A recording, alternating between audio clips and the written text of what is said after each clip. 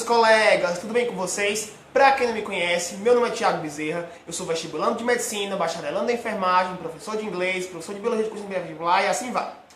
Hoje a nossa aula é sobre redação. Pessoal, eu vou explicar um pouco de como você estrutura a sua introdução, desenvolvimento, conclusão e comentar a minha redação do Enem 2016, tá ok? Para quem não sabe, eu tive 960 pontos nessa área. Não consegui ainda passar no curso que eu queria, porque eu fui mal em algumas outras áreas do conhecimento, que não é a redação. Mas, como eu já tenho uma certa experiência e facilidade nessa área, vai ser muito bom para vocês eu compartilhar um pouco do meu conhecimento. Então, primeiro, o que eu quero que vocês tenham em mente. O que vocês vão fazer numa introdução? Vocês têm que apresentar o problema. As pessoas perguntam, como é que eu vou fazer isso? Começo logo definindo o que é, se for sobre racismo, defino sobre racismo e tal. Pessoal, não existe um padrão específico. Só que a forma como eu aprendi a fazer redação, eu espero também que ajude vocês. Geralmente, como é que eu começo uma introdução? Eu começo com uma alusão histórica. Por exemplo, se for sobre racismo, aí eu faço alguma alusão histórica sobre racismo. Se for sobre, sei lá, violência, eu pego alguma coisa que aconteceu no Brasil e tal, e faço uma alusão histórica sobre violência. E depois dessa alusão histórica, eu coloco ponto e na frente eu tenho que delimitar quais são os problemas que serão discutidos no desenvolvimento. Para que não fique aquela coisa muito solta, pessoal, sabe? Tem gente que grava vídeo de redação, aí fala uma coisa assim muito genérica, e você não espera o que vem na frente. É bom você delimitar que o problema é esse e o problema é esse. Aí fica muito mais fácil. Eu vou aqui falar para vocês como é que eu fiz a minha introdução da redação do Enem 2016, que o tema era intolerância religiosa. Como combater a intolerância religiosa no Brasil. Meu parágrafo começa assim. Questões relacionadas à intolerância religiosa no Brasil não são problemas exclusivos da atualidade.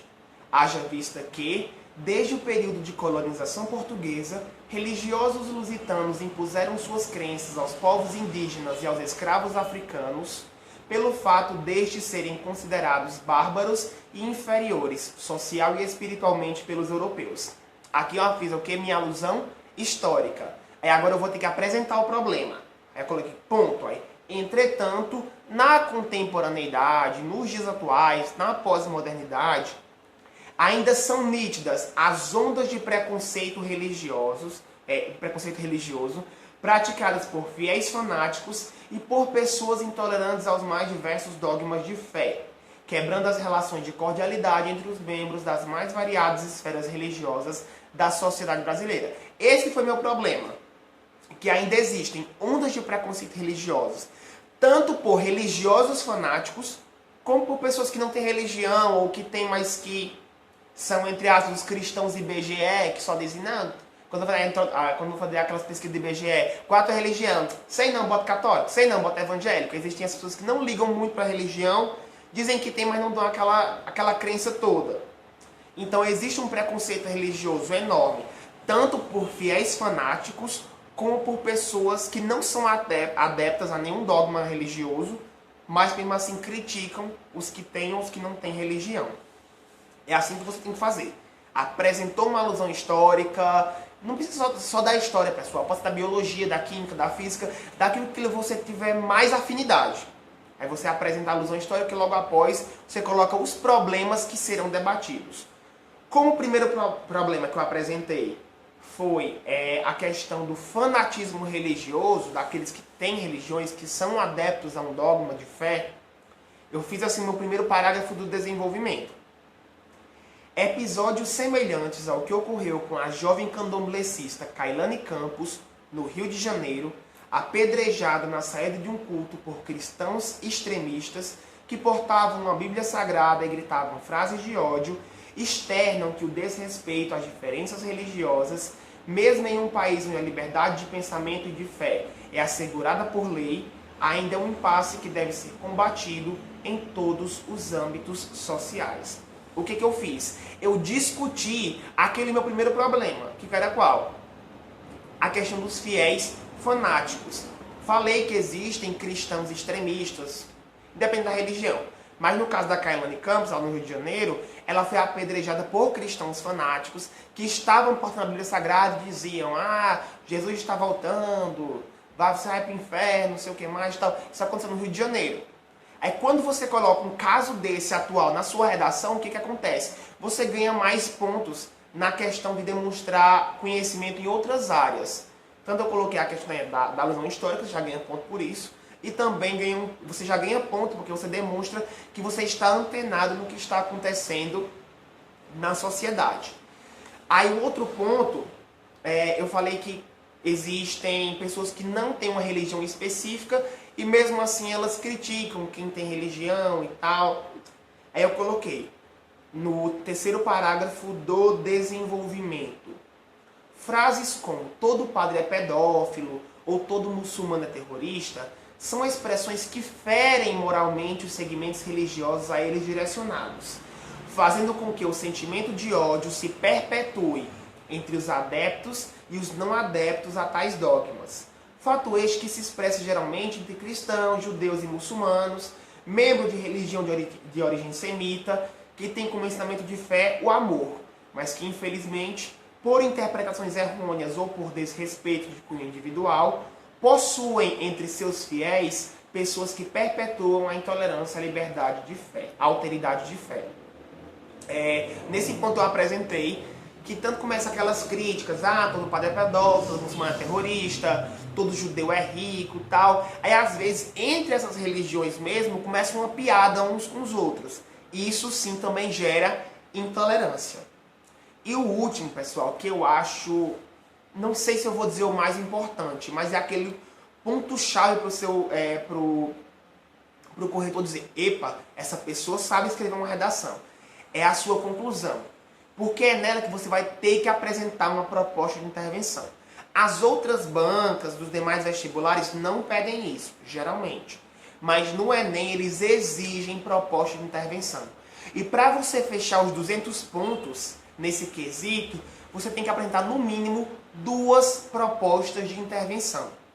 No meu caso, eu apresentei 3. Como todo programa girava em torno da liberdade, da intolerância religiosa e tal, eu comecei assim a minha conclusão, que são as considerações finais.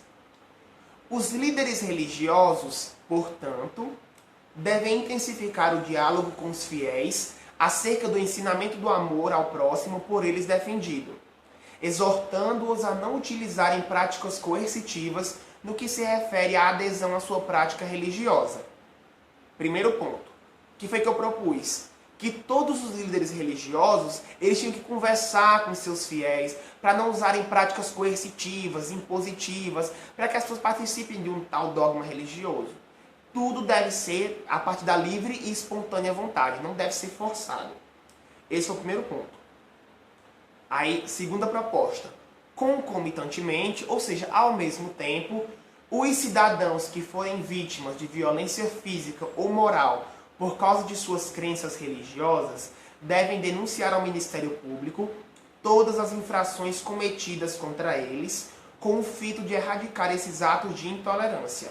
Segunda proposta de intervenção é que todo tipo de intolerância religiosa deve ser denunciado, independentemente se for um xingamento, ou deboche, ou até violência física, como muitas vezes existe, isso deve ser levado ao Ministério Público. Já para eles saberem que nós não podemos deixar nada impune. Esse é o segundo ponto que eu ressaltei na minha conclusão. E por último, eu sempre gosto de fechar com alguma coisa relacionada à educação. Aí eu coloquei: ademais, corroborando com o filósofo Immanuel Kant, quando disse que o homem nada mais é do que aquilo que a educação faz dele. Eu gosto muito dessa frase do Immanuel Kant.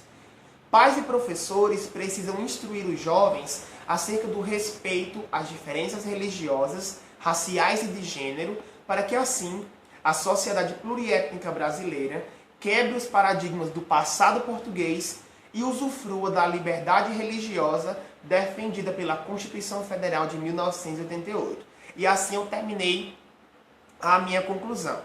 Agora vamos ver quais foram os pontos que eu errei alguma coisa, que eu perdi ponto. Então, na competência 1 do Enem, diz que você tem que demonstrar domínio da norma escrita, ou seja, escrever corretamente, sem nenhum erro gramatical. E eu cometi algum desvio nisso aí, eu não vi aqui na minha redação, mas se vocês virem aí, podem me deixar nos comentários, que até me ajudam. Então, valia 200 pontos, eu atingi 180 pontos nesse quesito, na competência 1. Na competência 2, fala que você deve compreender a proposta de redação, ou seja, fazer um texto dissertativo e argumentativo e aplicar conceitos das várias áreas do conhecimento. Como eu coloquei Immanuel Kant, como eu coloquei aquela alusão histórica dos portugueses, como eu coloquei o caso da Kailane Campos. Então eu recheei minha redação de conhecimentos de outras áreas. Então eu consegui os 200 pontos nessa competência. Na competência 3, diz que eu tenho que selecionar, relacionar e organizar essas informações, interpretar as informações, fatos, opiniões e argumentos em defesa de um ponto de vista. Então, ou seja, o corretor viu que eu expressei da forma correta o meu ponto de vista, a quem eu era a favor, a quem eu era contra, ou então a forma como eu estruturei esses parágrafos em defesa da minha tese, e eu consegui os 200 pontos nessa competência 3. Na competência 4, tem que demonstrar conhecimento dos mecanismos linguísticos necessários para a construção da argumentação, ou seja, a coesão. Então, na minha redação também cometi algum erro de coesão, não vi qual foi. Se vocês virem também, podem deixar nos comentários. Mas eu perdi também 20 pontos para a competência 4, então eu fiquei com 180 pontos. E na competência 5, fala que eu deveria elaborar uma proposta de intervenção para o problema abordado, respeitando os direitos humanos, pessoal. Então tenham muito cuidado. Vocês sempre observem, o que eu vou falar está de acordo com a lei? Se eu fizer tal coisa, eu posso ser punido legalmente por isso? Se eu for punido legalmente por isso, então eu firo os direitos humanos. Se isso não aconteceu, então tudo bem. Então eu conseguia fazer uma proposta de intervenção bacana. Eu deveria aprender pelo menos 2, eu aprendi 3 propostas de intervenção. Então eu consegui os 200 pontos na competência 5. No final, o INEP ele colocou uma tabela falando aqui a média dos estudantes que fizeram o Enem. E apenas 1% dos estudantes brasileiros conseguiram nota acima de 900. Que foi o meu caso, tirei 960. Então, pessoal, por hoje é só. Se vocês gostaram do vídeo, curte, comenta, compartilha e se inscreve no canal, porque assim vocês fortalecem cada vez mais o nosso trabalho e nós produziremos cada vez mais conteúdos para ajudar vocês a conseguir a aprovação de vocês no Enem e nos vestibulares. Então, até uma próxima vez e tchau!